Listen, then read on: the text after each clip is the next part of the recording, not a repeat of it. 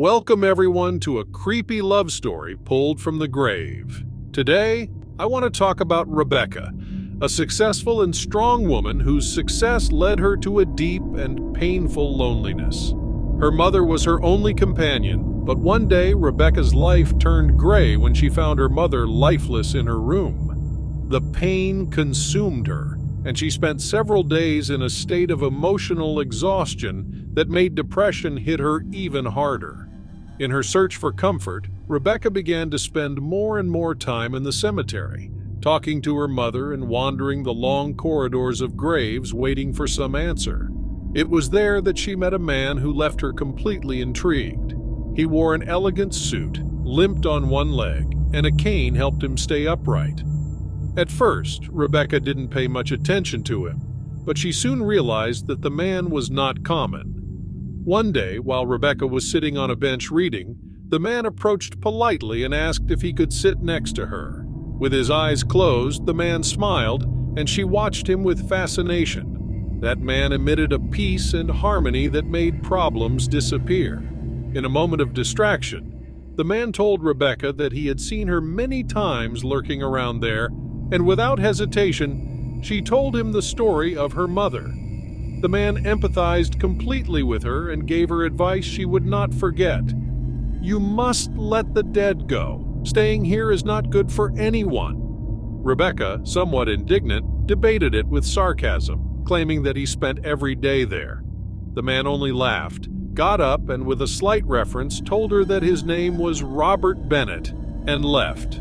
Many days passed, and Rebecca and that man began to have more and more encounters that became increasingly passionate, more intimate. Rebecca invited the man to her home, and he accepted. Long hours passed without anyone knocking on the door, and disappointed, Rebecca went to bed.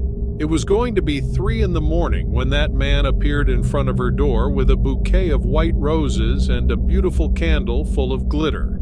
He apologized for arriving so late, and she didn't mind. She just threw herself on him, desiring a night with the man of her dreams. And so it was. The next morning, as the sun rose, Rebecca was completely alone. She, somewhat bewildered, went to the cemetery to look for him, as was usual. But no matter how much she roamed the cemetery, she couldn't find him. She returned to the bench where they always sat, and looking around, she saw Robert standing in the distance at the end of the open field covered with grass and weeds. She quickly approached the tomb, and when she finally arrived, she realized that the tomb was Robert Bennett's own, who had died over 150 years ago. Reality hit Rebecca so hard that she collapsed right there next to the tomb, sunk in a deep depression and growing madness.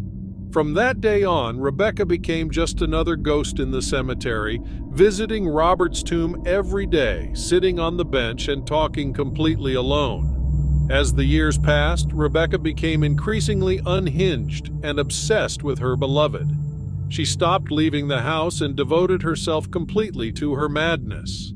Rumors about the crazy cemetery lady began to spread throughout the city, and many stayed away from her for fear of her erratic behavior. But for Rebecca, the outside world no longer mattered. She had found her place in the cemetery, next to her beloved Robert.